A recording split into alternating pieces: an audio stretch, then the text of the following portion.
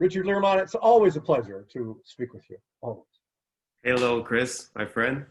Indeed. So, so you and I, we're talking a lot in the background. We're having a lot of side conversations, and every once in a while we hit record like we're doing right now because we want to bring this topic to light and have a discussion about struggle and how life can be hard and what that means. So from your perspective, I know that Zen Buddhism teaching, one of the first components of Zen in Buddhism is life is hard, right?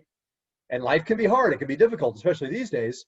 And that's, we bring up the context of struggle. What's your angle on how life is supposed to be hard and a struggle? Supposed to? I mean, oops. Ooh, hey, play the guitar while we're at it.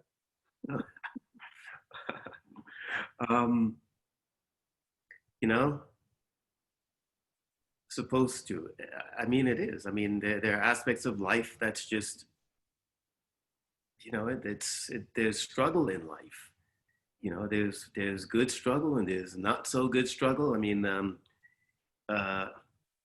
look, coming out of the womb, is that, I mean, that's the first step into the world, it's, there's struggle in that, It's not like it's a nice thing. It is a nice thing, but it's, I mean, it's all perspective, you know what I'm saying?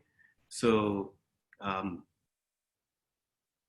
my perspective in the work that I'm trained with and love doing and love sharing with the world around human design, there is struggle. And when we enter into that, when we approach that, when we enter into things in the correct way based on, on our design and how we are designed to operate, then we enter into that struggle in the correct way. Then that struggle will be the right struggle for us. It's the right thing that gets us in the way. We'll meet that struggle in the right way and so on. And when we don't, when we're operating from a place that we're making those decisions not based on what our being is instructing us to make that to make decisions, when we're doing it based on our minds and we think we should do this because we want to be like this one, or we're afraid of this or afraid of that, and so we make this decisions. When we make our decisions out of our mind, out of fear based, then yeah, that struggle becomes really hardship becomes it makes it really, really difficult, and we can stay in that place for a very long time. So, then that's not such a good struggle. It becomes suffering.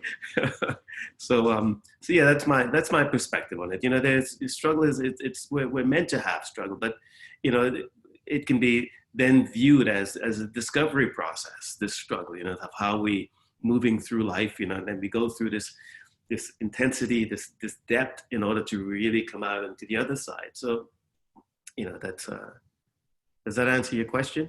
Yeah, that's good. And it's allowing me to reflect, because I know I've had a hard life. I'm not here to talk about all the woes and trials and sufferings and struggles of my life, but it hasn't been easy.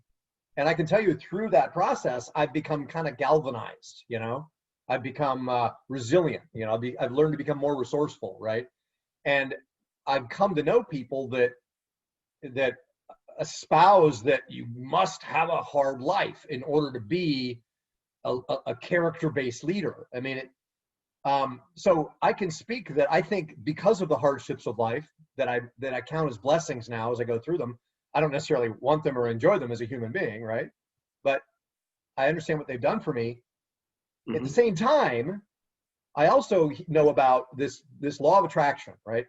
Law of attraction. Everybody knows about law of attraction. There's so many different classes around it, right? And The Secret. Everybody knows about The Secret. The law of attraction, right?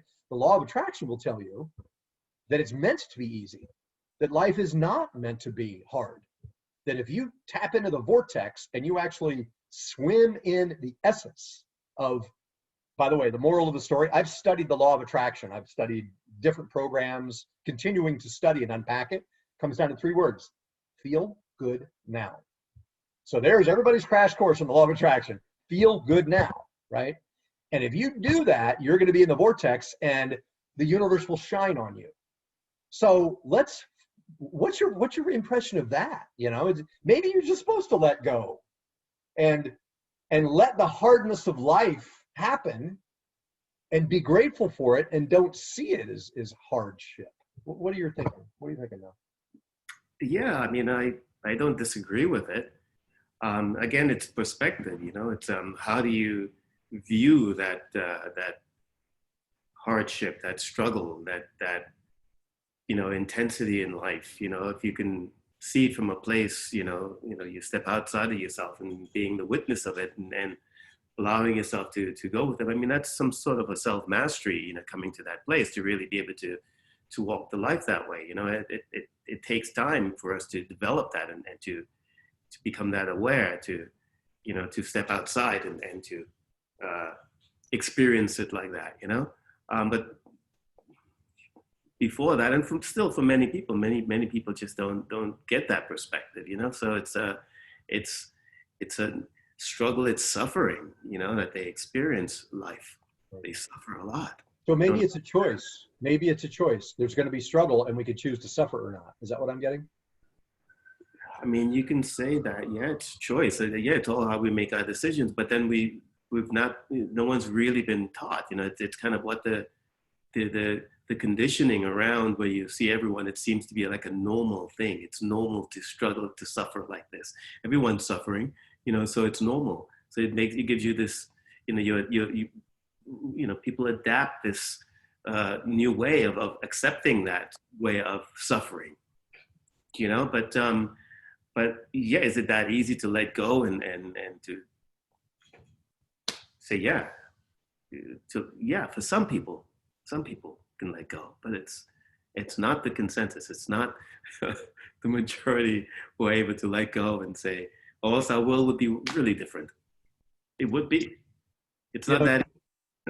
It's funny because I come from a Christian family. My father was a Baptist minister, and I'm well versed biblically, and I've got a lot of friends that are theological leaders in that context. And one of the things that the theology teaches is thy will be done. In essence, surrendering my will to thy will. And it doesn't mean that thy will is going to make my life any less hard. So is that it? Is surrender to the universal force and let the universe take over, which is, again, kind of back to the law of attraction, and realize that life's going to be hard. And as you go through life, don't expect it to be easy, and see hardships as blessings. Yeah, I mean, if life is all about hardships, I mean, yeah. But at the same time, it's how we're making our decisions. So yes, I mean, we're surrendering to this, we're in this great program, that we call life, and it's moving us along our trajectory. But how do we navigate our lives within this program?